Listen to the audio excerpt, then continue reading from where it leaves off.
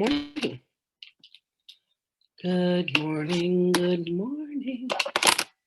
Hope everybody is having a beautiful, beautiful day. This is some gorgeous jewelry that a girlfriend of mine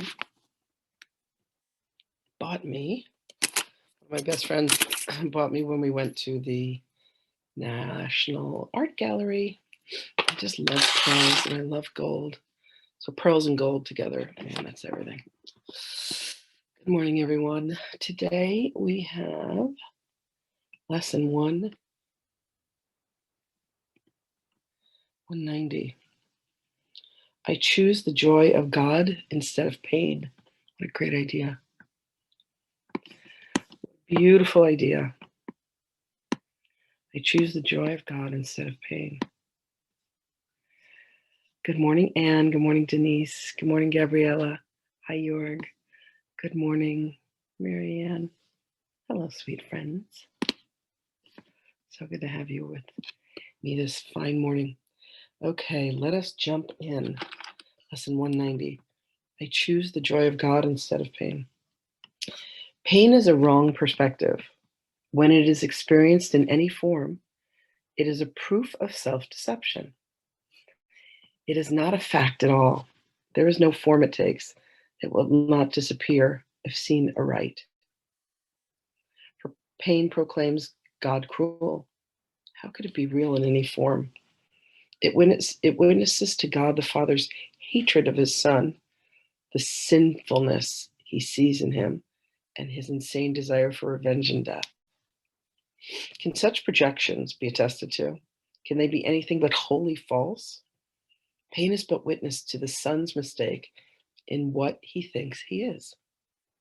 It is a dream of fierce retaliation for a crime that could not be committed, for attack on what is wholly unassailable. It is a nightmare of abandonment by an eternal love which could not leave the Son whom it created out of love. Pain is a sign illusions reign in place of truth. It demonstrates God is denied, confused with fear, perceived as mad, and seen as traitor to himself. If God is real, there is no pain.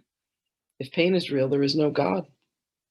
For revenge is not part of love, and fear, denying love and using pain to prove that God is dead, has shown that death is victor over life.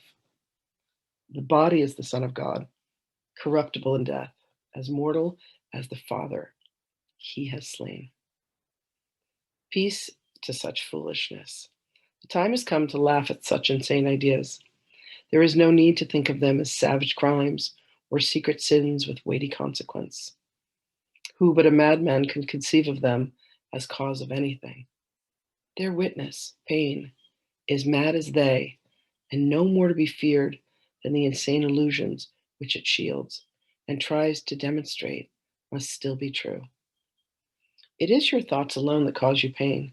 Nothing external to your mind can hurt or injure you in any way.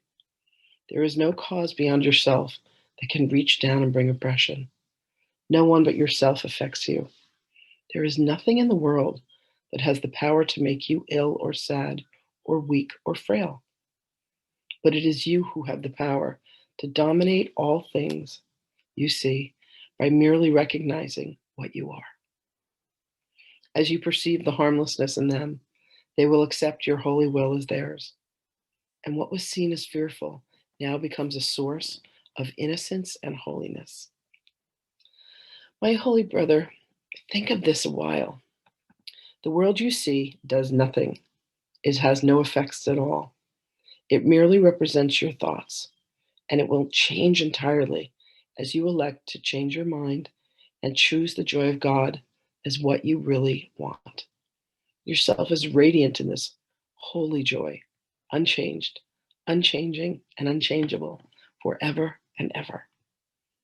And would you deny a little corner of your mind its own inheritance and keep it as a hospital for pain?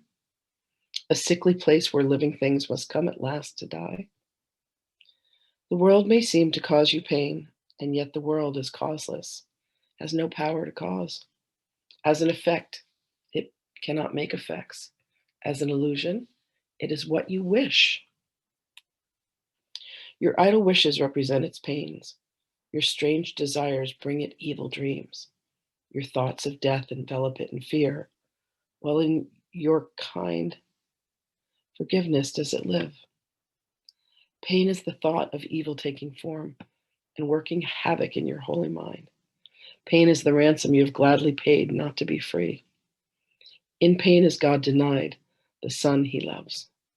In pain does fear appear to triumph over love, and time replace eternity and heaven. And the world becomes a cruel and a bitter place where sorrow rules and little joys give way before the onslaught of the savage pain that waits to end all joy and misery. Lay down your arms and come without defense into the quiet place where heaven's peace holds all things still at last. Lay down all thoughts of danger and fear. Let no attack enter with you. Lay down the cruel sword of judgment that you hold against your throat and put aside the withering assaults with which you seek to hide your holiness. Here you will understand there is no pain. Here does the joy of God belong to you. This is the day when it is given you to realize the lesson that contains all of salvation's power. It is this: pain is illusion, joy, reality. Pain is but sleep, joy, awakening. Pain is deception, joy alone is truth. And so again, we make the only choice that can ever be made. We choose between illusions and the truth, or pain and joy, or heaven and hell. Let our gratitude unto our teacher fill our hearts, as we are free to choose our joy instead of pain, our holiness in place of sin, the peace of God instead of conflict, and the light of heaven for the darkness of the world.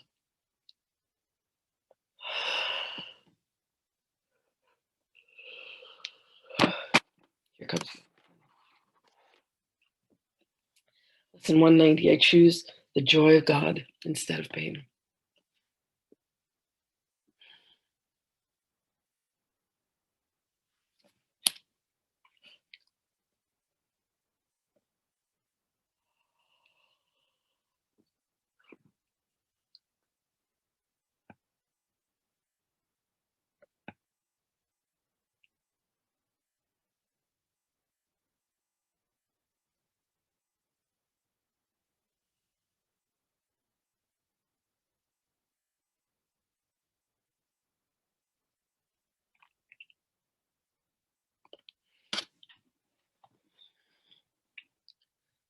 Greetings, beloveds.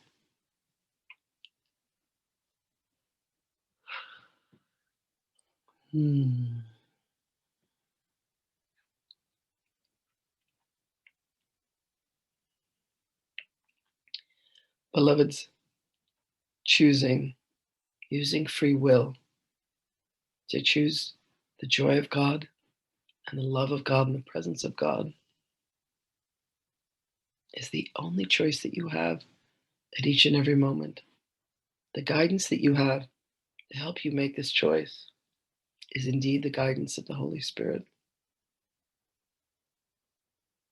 When you decide to be in alignment with the Holy Spirit, the aspect of your higher self that is the link to the divine, to God, you choose to release and relinquish everything that has caused you pain, everything that it is that you fear. And fear is the desire to not feel pain, a perception that something can harm you, a perception that something can cause you anguish. All that has happened, beloved, is you have looked upon a certain circumstance in your life and deemed that it is undesirable, that it is unworthy. The key component of this, beloveds, is the judgment. When a situation or a circumstance occurs, for you to just allow yourself to be present to what it is that is occurring, to allow yourself to feel the energy that flows through you as it does, rather than staving it off and saying, I do not want to feel this. This is the point, this is the choice point of pain. When you say, what I am feeling, I do not want to feel. What I am feeling, I do not comprehend. What I am feeling, it feels as if there is something that you cannot manage, something that you cannot experience, something that you cannot move through you. And the more that there is resistance to that, beloved, that is exactly what causes the perpetuation. So when you come upon a circumstance where there is pain or there is fear of pain,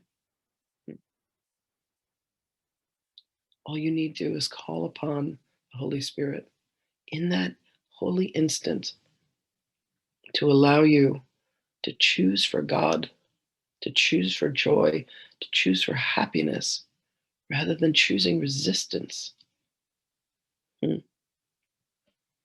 Prior to your incarnations, prior to all of our incarnations, we make choices for what we will experience. And then there is a choice at each and every moment.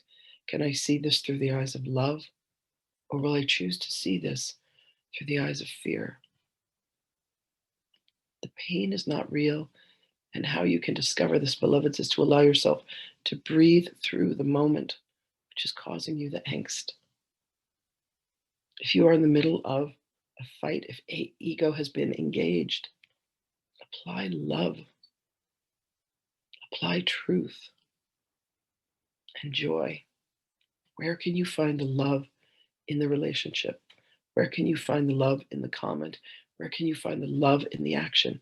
For it is there. Where can you find it within yourself? If you look differently, if you look slightly to the left or slightly to the right, you will have a different perspective. And beloved, that slight shifting will change your entire perception of that which is occurring. You have made decisions about people and about circumstances and about things and said, it will always be this way. He will always say these things. She will always react in this way. They will always believe this. Beloved, what if the source of all of that was your own perception? And you could shift your head and see it at a different angle. What if there was a slight difference you could make to the ways in which you perceive that would alter everything through which you see it? What if you could have a view from above that would allow you to see what is actually occurring rather than feeling that you are on the ground, that you are being forced into a particular situation? The will of God is what is guiding you, beloveds. You need to remember at each and every moment that you choose your will or you choose the will of God. Your will wants to dig in your heels and say, no, no, this must not be. It should not be this way. It cannot be this way. Surrender, beloveds. Make the choice for the pain to dissolve by turning it over to the will of God, the joy of God. For the will of God is indeed joyous. And when you make the choice for God, the pain disappears. Choose the light, beloveds. When you feel the darkness, choose to see light there instead, and the darkness dissipates. Where you have felt any pain, choose instead to see joy. Ask how you can see the joy of God in any situation that is painful to you, and you will walk into the realm of miracles, miracles and light and love and joy. Blessings and greetings to you, beloveds. We will speak with you again.